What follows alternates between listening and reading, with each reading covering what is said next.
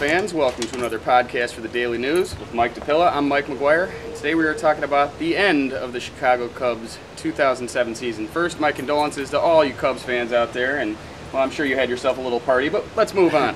Talking about the Cubs series against the Diamondbacks, didn't go the way we thought it was going to go. For you, who are the biggest GOATs in that series for the Cubs, and why they lost? I got the biggest GOAT is the 3-4-5 hitters. Yeah. Your big three in your lineup. Well, they're not 3-4-5. It's 1-4-5. But Lee hit the ball all right. He had a few singles, but he had no RBIs. No.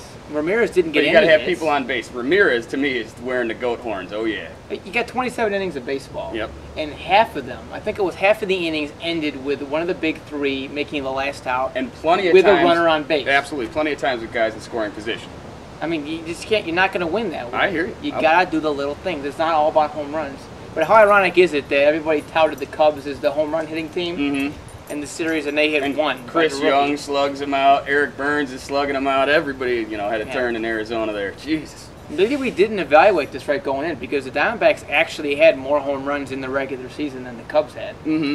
So maybe people kind of were drinking too much Cubs Kool-Aid to begin with. But you're looking at the numbers. I mean, Chris Young hit 237 in the regular season. They had no guys drive in. Only one player drove in more than 80 runs. It looked like a lineup that the Cubs are stronger than. But that's why they play the games. Yeah, and the D-backs did everything better. They situationally hit better. They able to move runners over, get them in without the service of a base hit. Absolutely. They pitched better. The bullpen was better. Ramirez's bat being gone. I mean, what a scene. And he was swinging at everything. He was swinging at like intentional walk pitches. Oh, he's a patient hitter who doesn't strike out that much and he'll take his walks. So I think he was pressing a little bit. He was choking the bat too hard.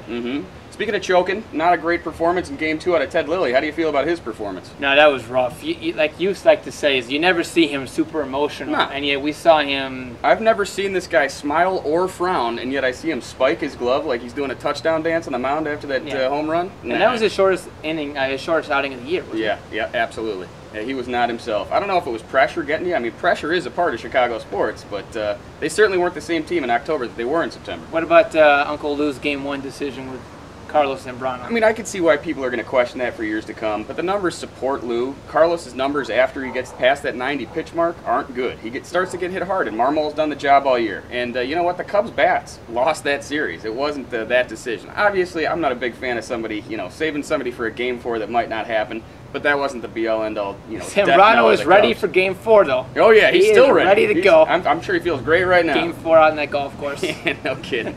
Well, it wasn't one thing, and you could say that about the whole season. Did the Cubs need better pitching or better hitting? They needed to play better. They got a lot out of what the tools they had, and I think the season isn't a total failure, and it's something to build on for next year. Okay, so really quick, one move for 08. I'm big into starting pitching. I'm not even sure what's out there, but off the top of my head, I think you get another starter in there, another horse. You maybe make Ted Lilly your 3, or move at least put Rich Hill back in the 5, and then all those little pieces, your Terrios, your problems in center field.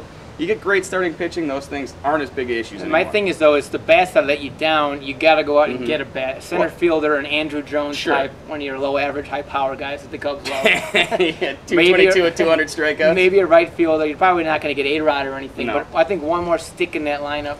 Yeah, I'm a bigger fan of going out and getting the pitching. I mean, it's tough to say the Cubs didn't score this series, so they need new bats. When you think of Soriano, Ramirez, and Lee at the top of their game, that's as good a big 3 as anybody has in baseball.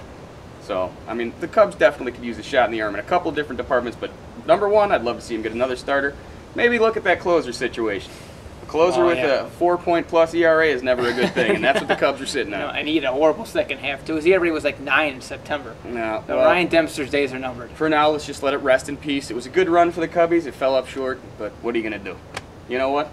Wait for spring training. That's all you can do. For Mike DePilla, I'm Mike McGuire saying good run, Cubs. Thanks for the good times.